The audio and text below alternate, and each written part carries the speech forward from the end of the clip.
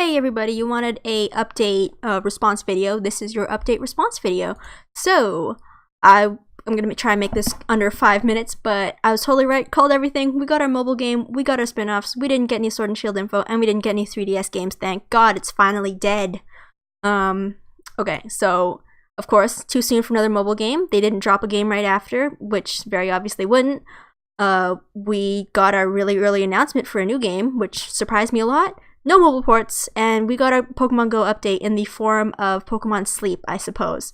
So, very interestingly, they didn't talk about Rumble Rush at all. They didn't even mention it. So what the heck is up with that? I guess Pokemon even recognizes that Rumble Rush is pretty much a B movie, and that the next one, they were just saving it all up for the really big one, which is Pokemon Masters, which seems like it's big money.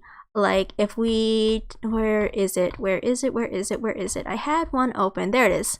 Take a look at that. It looks like they put a lot of money into there, relatively more money than Rumble Rush did anyway, with their free sound effects and whatnot that you can find in any other mobile game. But if you look at the models there, it looks like these look like the models from the 3DS games even. It looks pretty good.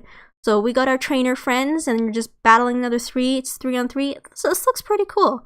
I would totally play this. You get 2 moves. You got since Brock has his Onix and Misty has her Starmie, it seems like your Pokemon would be determined based on the gym leaders. So I'm going to have to check out what gym leaders have the Pokemon I want. It seems you can actually get more than gym leaders either, because these guys in the back seem to be cool trainers. And if you go to... Where is it? There was another picture. This one.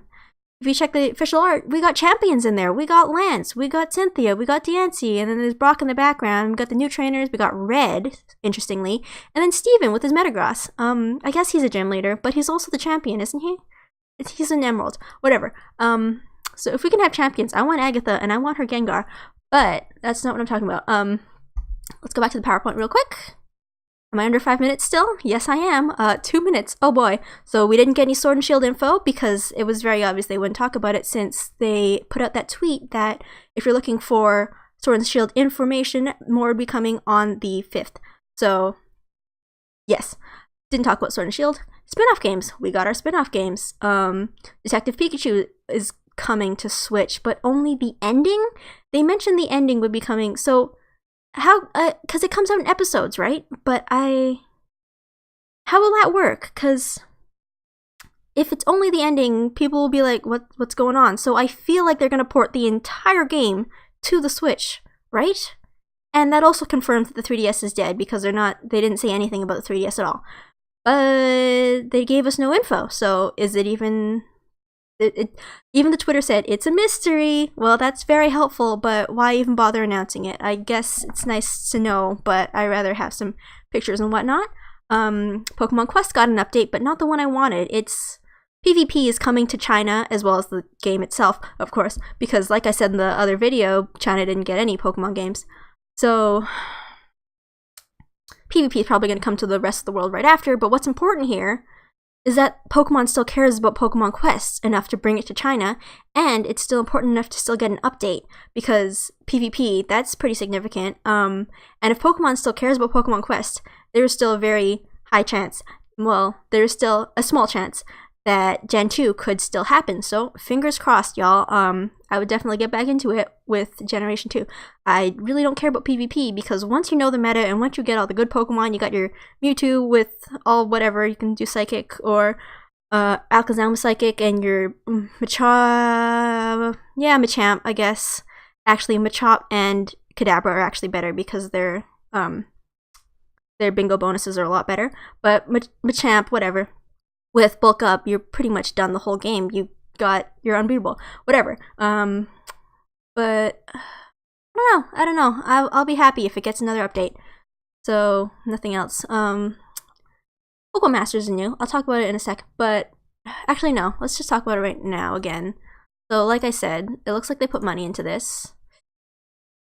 Actually, I pretty much said everything. Like, it looks pretty good. It's coming not for a while, so I'm surprised about the very, very early announcement. Yeah, I'm gonna play it for sure. Looks great.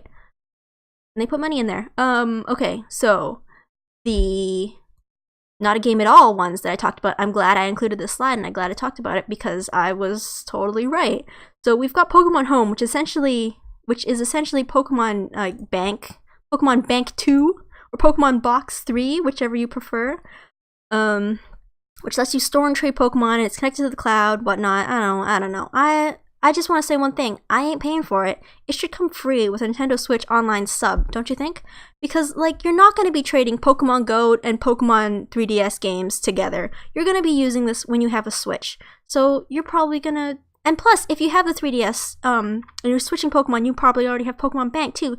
And that should be included in the Pokemon Bank fee. Because how much does that cost? I can't even remember because I never even did it because it felt like such a ripoff to me. But everyone who uses Pokemon Home is probably going to have a Nintendo Switch. And pretty much everyone who has Pokemon, a online game, and who uses it to battle, otherwise why would you bother bringing the Pokemon, should have a Nintendo Switch Online subscription, right? So, it should be free with the Nintendo Online Switch subscription, is all I'm saying. Okay, we also got Pokemon Sleep, which is the game for me, only it's not a game, it's a Pokemon-themed, I assume, sleep tracker, because how can there be a game when you're unconscious? But yeah, it's a sleep tracker, which is creepy and weird, plus, oh, speaking of plus, we got the Pokemon Go Plus, which, the Pokemon Go Plus Plus, which is a stupid name and a stupider device. And I'm just really salty because I wanted more things to be compatible with the Pokeball Plus, which they didn't even talk about. Like, this thing was so hyped up before. Like, last year, E3, it was the biggest thing, and now it's being replaced already. Stupid. Like, did they not care about the Pokeball Plus already? Plus, I hate the design. Like, I think Mario 64 had a picture. Yeah, look at this thing. It looks like a Pokewalker. It looks like cheap plastic, and it's just made out of Pokewalker parts. It's the same size, relatively. And it both at the same time has less and more functionality in regard to everything. Like, can't use it as a controller, but you can use it just for sleep. But Pokeball Plus can't use it for this, apparently. We will see if maybe you can somehow update it, but I really, really doubt it. I don't know, I'm just kind of mad. And there's two more things, actually. The store and the shirts. So, oh my god, you guys, we went to Tokyo too early. Because look at this, it looks awesome. I'm sad I won't be able to see the opening of the Parco Center, the Shibuya, whatever the heck, as well as the Nintendo store opening, because it's going to be in the same building, right? The Parco. And that would be so awesome to see. And I'm not going to be able to see it for like at least another year. This is so cool. Also, Snorlax are out. I want to go back to Tokyo. I want to see the store. Fall, man. We just missed it by a couple months. Well, a whole season. Never mind. And, okay, so the stores didn't come to America, but these shirts did, which I both at the same time find good and bad. I am ambivalent. So I'm really happy that the shirts are finally coming, because these shirts are really, really cool. They're really good quality. They look really nice, and I'm sure they feel nice. I've never touched one, but you can see the quality just on the screen, man. These are nice shirts, and when you're putting them together, it asks you for your price, or for your sizes and stuff. But speaking of price, these shirts are $134.40, I assume, I think, I can't remember. Oh, I was just looking at it, 130 something. But if the Canadian price is even close to that, forget it. It's a shirt. It is a bunch of fabric and a bunch of buttons. I am not spending that much money. I'm not spending more than I would on a game. Like, games are $90. Why am I spending $90 or more on a piece of fabric? Come on. Doesn't take that much effort to make a shirt. I know, I make shirts and stuff. Well, I used to make shirts and stuff. But yeah, that's pretty much it.